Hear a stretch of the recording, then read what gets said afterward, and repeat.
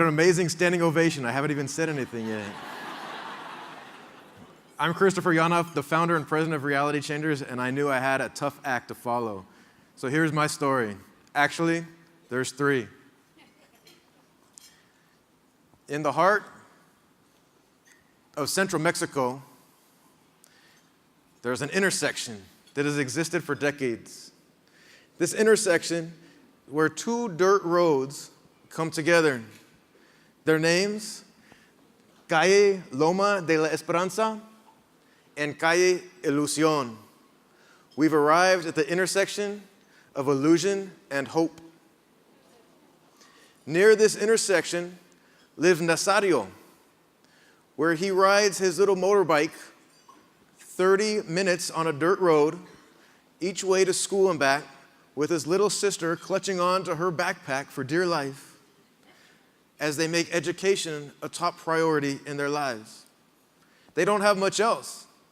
In fact, a couple summers ago, Nazario just had one shirt, one pair of pants, and the same shoes that he wore every single day to school.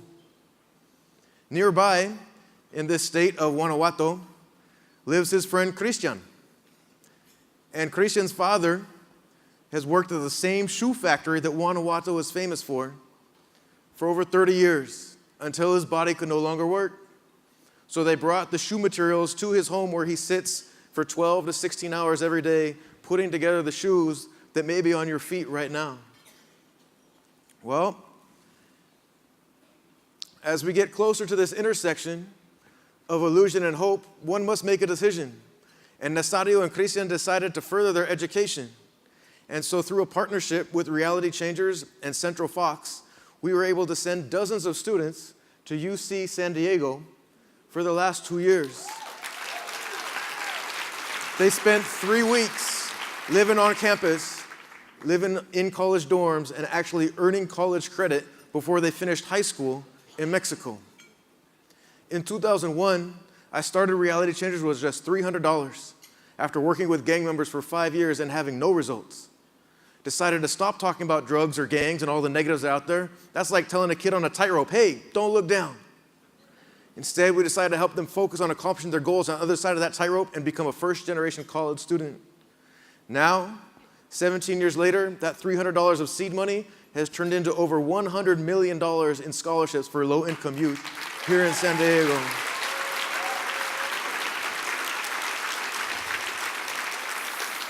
For the past 2 summers, 100 Reality Changers students who live in San Diego have hosted the couple dozen students from Guanajuato when they have this college residential experience every July. But now, there's still one more entity coming to this intersection of illusion and hope. The ASU GSV Summit started in 2010. This is the 9th edition. And little did the summit know that one day it would come to this intersection and cross paths with Reality Changers and Central Fox. They heard about this program. They wanted to make it better. And so now, thanks to a $50,000 donation by the ASU GSV Summit, Reality Changers will send its students from the United States to Central Fox this summer to experience the world's first foreign exchange program at a presidential library. And not only that, it's exclusively for low-income students.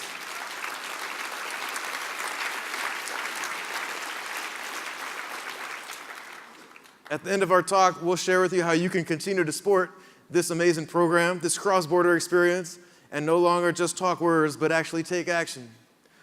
But first, we have somebody really important to introduce. Are you ready? Yes. Are you say born ready if you're ready, so I know for sure. Are you ready for the most exciting speaker of tonight? Yes. Did I hear born ready? All right, great. Ladies and gentlemen, please welcome the person who made this partnership between Central Fox, Reality Changers, and the ASU GSV Summit possible, the 55th President of Mexico, Vicente Fox.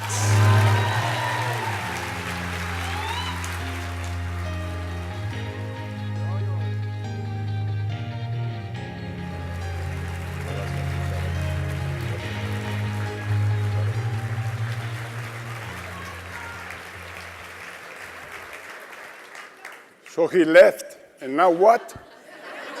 What are we going to do? Thank you for having invited me here. They asked me, Arriba Guanajuato, Arriba Guanajuato. They asked me to share some thoughts and ideas with you on this constructive dialogue. And let me maybe take the example of Andrea. Ven pa' acá, chiquita.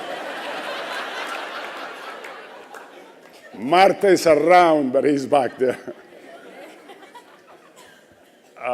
Take the example of Andrea, because in her lifetime, her lifespan, same like it happened to her, the whole world has changed significantly. And maybe I should say right from the beginning that there is only one way you can change a nation in one generation, and it's through education.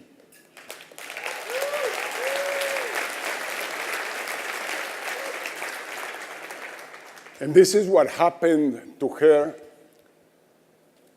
Today, half Mexican on her blood, half American on her roots and her feeling and her culture that he has been nourished with here. The same is my case. I'm half Mexican, I'm half American, because my grandfather was born in Cincinnati, Ohio. And back in 1895, he came down to Mexico as a migrant without a penny in his pocket, looking for his American dream. And he found that dream down in the state of Guanajuato at Rancho San Cristobal, and we've been there for 5 generations. So he accomplished his American dream, the dream of all Americans that we live in this continent, and the dream that will never die, the dream of freedom, of opportunities, cannot fade away on the night. It must stay alive, because it's an aspiration of all of us. We have very iconic dates. For instance, many people claim that 2008 was a turnover in the world. It was a change of paradigm.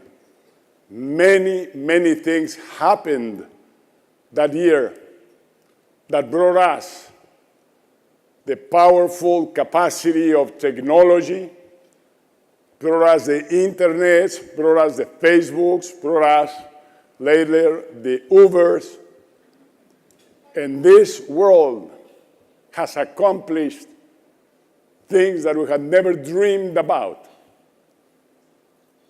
We have expanded our lives by more than 12 years that we have today as a gift of reason, science, humanism, the Enlightenment. We all have a much better quality of life. We all have much more opportunities to be in school and to have health. We all in the world, including Africa, Latin America, have progressed significantly, incredibly. Throughout the lifespan of Andrea is the lifespan of NAFTA, for instance, that we created, that powerful tool that has increased the competitiveness of this block of 3 nations that we call North America.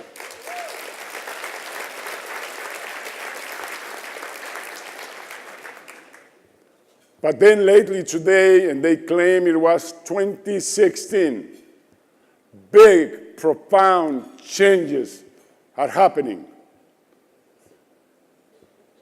nationalism, isolationism, breaking blocks of nations, the Brexit, the disruption of a president here in the United States, which is strongly nationalistic, even authoritarian, the building of walls,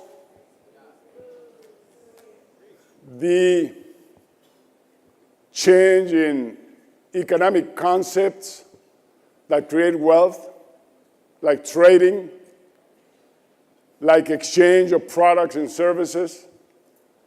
And so we are now into a new dilemma among two worlds. One is keep what we're going and we've been doing for years and years, globalization, openness, exchange, or go back to the old days of nationalism and isolation. It's a difficult dilemma, but the choice is clear. We must rely on what we have built throughout these years. And this is when I come back to education. Latin America finally became free, got rid of all dictators, populists, and demagogues in just a couple of decades.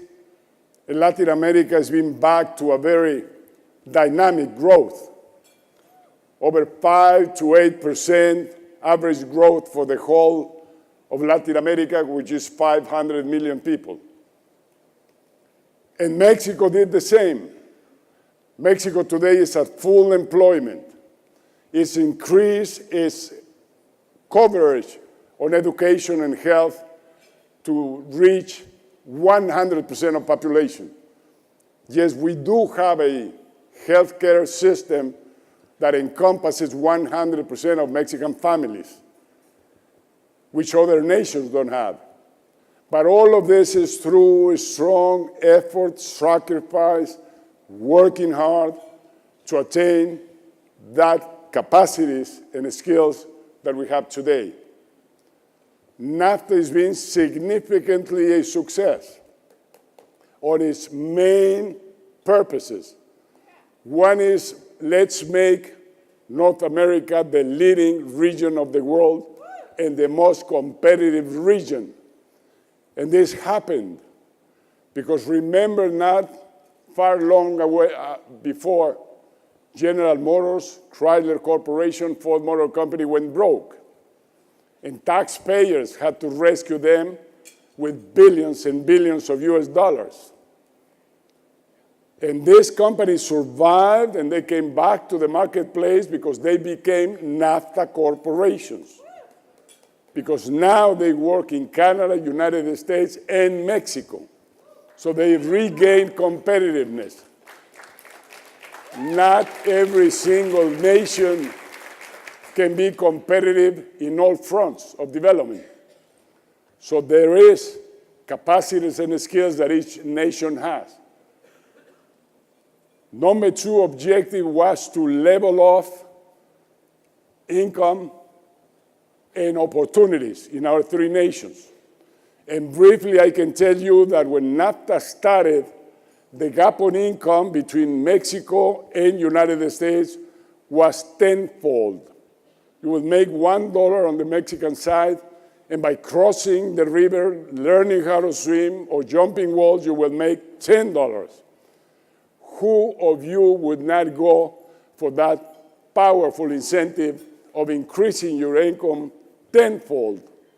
So it's an economic issue what we have on the border. But what happened 25 years after one generation, the lifespan of Andrea, is that gap reduced to half of what it was. So now the difference is 5 to 1. And this is why you see the reverse trend of Mexicans going back to Mexico and reducing those that are coming to the United States. Why this happened? Because of education, because of productivity, because of competitiveness that we have learned and that we do have today.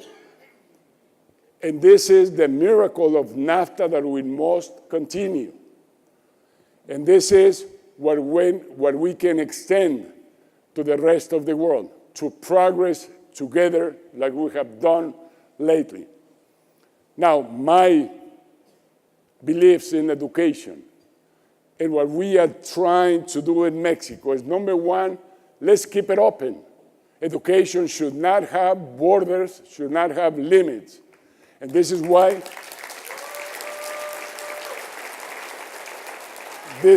we came with this exchange between San Diego University, the great organization and team that Chris has got of Reality Changers, and Vicente Fox, the first presidential library outside of United States.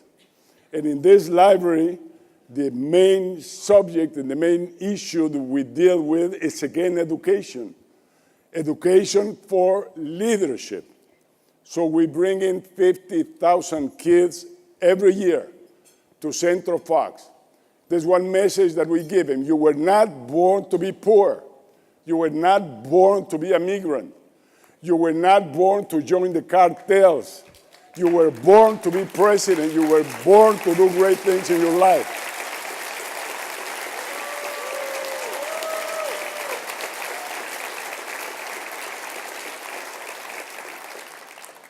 And this is what we must do everywhere, to work on that. And what better example than this nation that has led the world in the last decades, this leading nation that has shown the way to go to the rest of the world.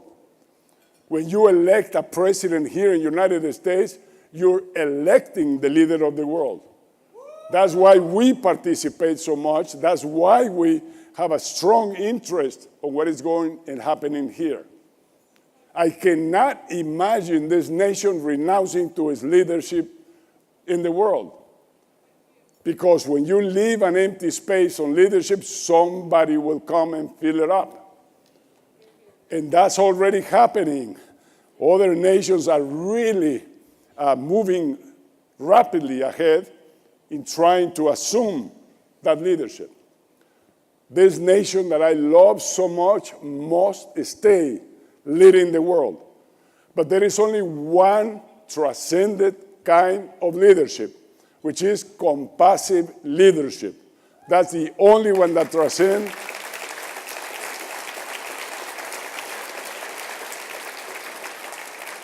That's the only one that brings joy and happiness to those leaders that are on the arena building this great world that we will see on this 21st century. That kind of leaders is the ones we must have all around the world. And hopefully, and it is happening in Latin America, it is happening in Africa, it is happening everywhere because this nation has shown the way. So this nation cannot withdraw, cannot isolate, cannot build walls, because there is too many human beings that are going to be suffering because of that.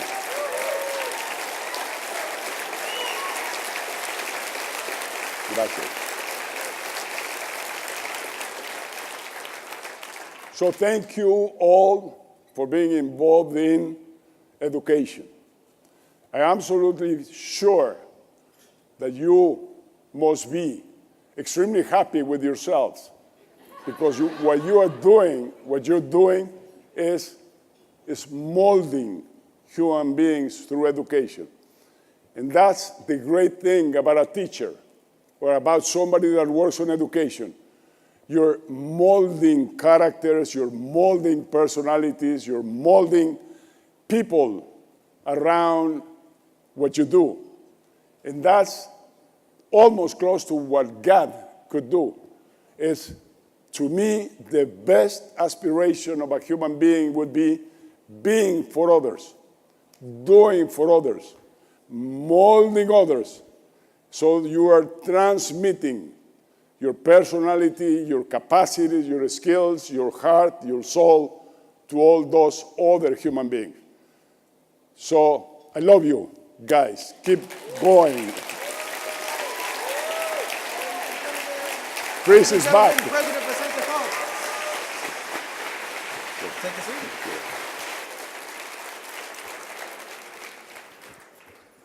We're fortunate enough to be able to ask some questions with the president here tonight. Mr. President, you started off as a truck driver for Coca-Cola.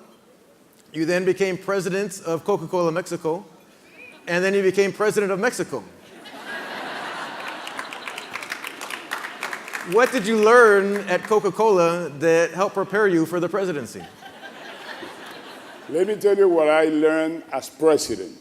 And this might be a good experience for the guy, which is president here. It's not the same thing. It's not the same thing to run a corporation than running a government or a nation. It takes you a lot of time to learn the difference and to adapt to your new challenge. I went through being congressman first, and from there I became governor of my state, and finally president of Mexico. Even when I became president, the first 2 years, I was still adapting. You don't go through executive orders. You don't fire who doesn't work. In politics, it's a totally different issue. And this is what I learned, the difference from being CEO of Coca-Cola to being president of Mexico. Let's talk about Central Fox, the presidential library that you built. It's a beautiful place. I go at least once a year. And a former speaker here at this conference, Bill Gates, has said that people often overestimate what they can do in 1 year, but they often underestimate what they can accomplish in 10 years. What do you hope to see with Central Fox in 1 year and in 10 years? Great thought from Bill Gates. Martha and I are very thankful to him because in our administration, he donated $30 million to Mexico to build libraries in Mexico. Great thinking. And what we know about this library in 10 years is that there is no limit to what you can do. For instance, we started with a few visitors a year. Today, we have overpassed 200,000 visitors. Today, that program of President for the Day, we started with maybe 1,000, 1,500 kids that we brought to Central Fox. Today is those 50,000 that we bring every year. At that time, we had one foundation. Today, we have 3. One of them attends people with severe brain damage. We attend 240 of them, and now we're building and expanding to attend over 500 of them. So it's no limit when you are really committed with a cause and when you have discovered your leadership within, and then you know how powerful you are in accomplishing things. This is what we've done there, and I'm 75. I know for this 21st century, all of us will have a lifespan on the average of 130 years. Just imagine, it's going to be boring. But we're going to have a chance to do much more than what we can do in 75 or 80 years that we have today. And this is real, and it will happen in this world. Central Fox is just a few minutes away from that intersection of illusion and hope. Now let's look more broadly at all of Latin America. What do countries like Brazil and Mexico need to do to build and attract talent so they become economic powerhouses? Okay, those are the 2 largest economies in Latin America and the 2 largest populated countries in Latin America. But the main problem yet in Latin America is twofold. We have fall down into a series of increasing violence that is going beyond acceptable limits. And this is done and caused by drugs. And drugs that are consumed in this nation, and that Bolivia, Ecuador, Venezuela, and others produce. And they come through Mexico, and that's why we have this war on drugs in Mexico. That's a significant obstacle to our development. And number two would be corruption.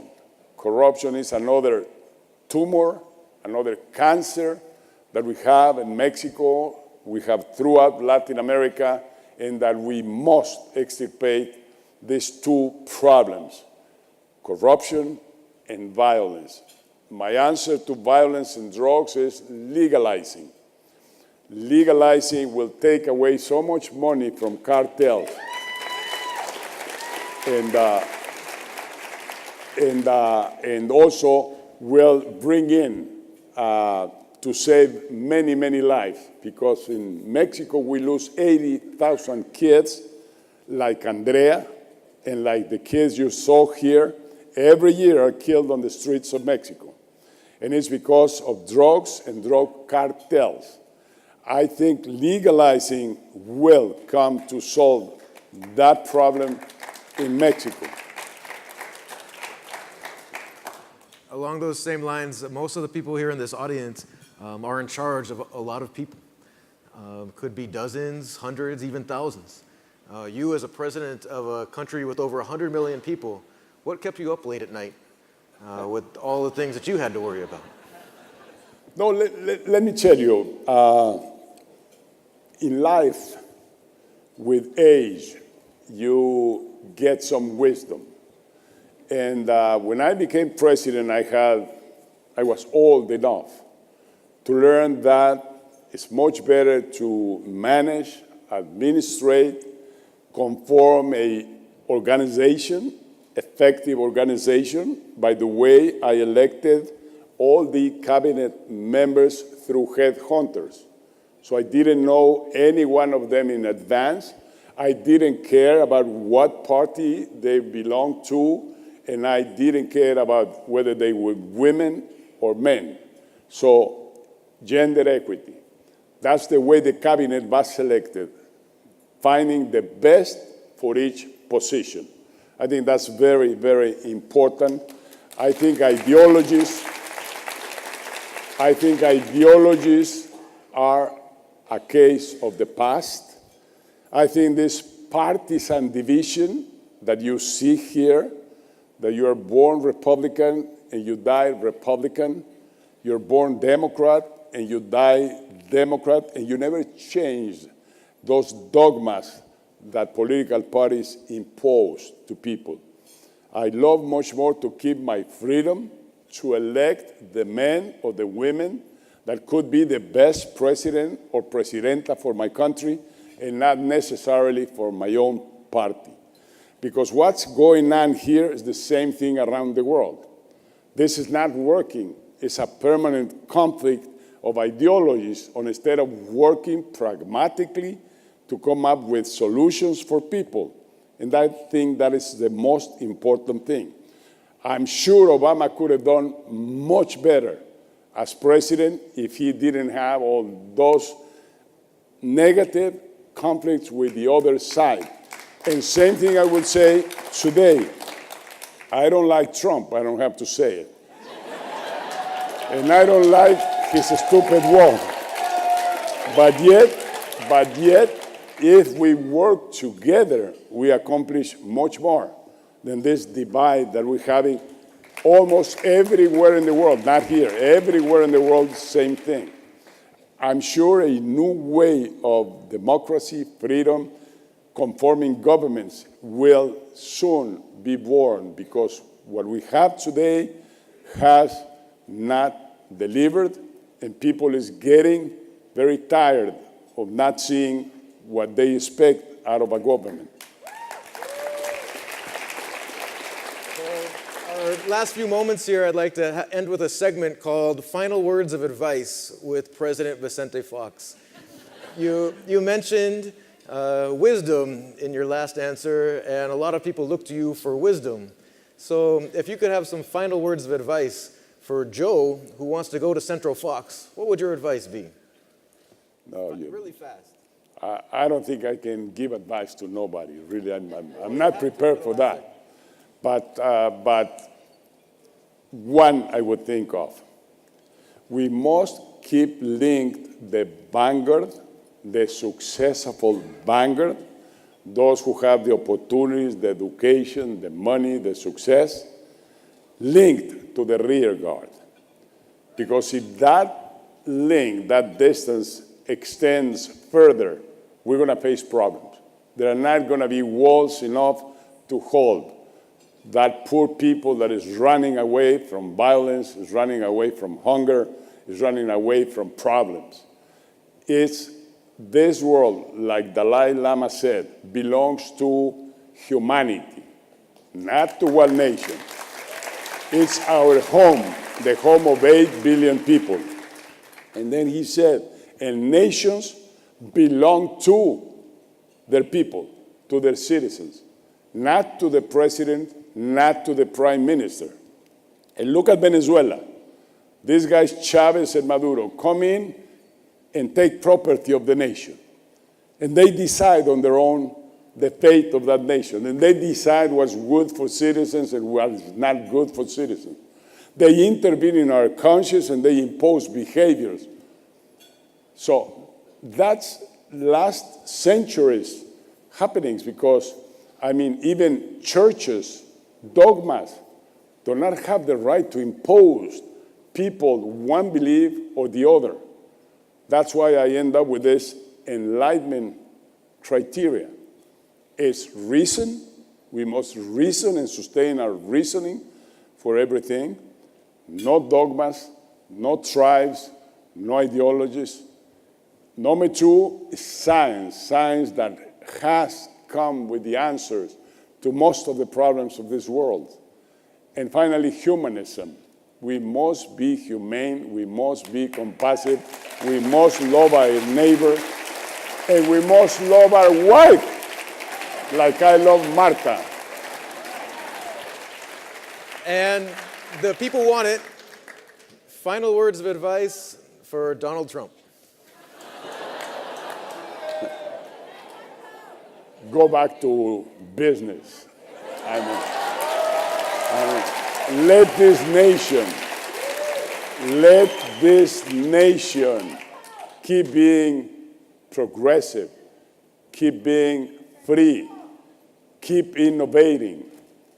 Nobody has the capacity or should have the right to impose behaviors, to impose his own thinking without even contemplating a team to discuss those ideas with. So I think it's indispensable that we domesticate the beast.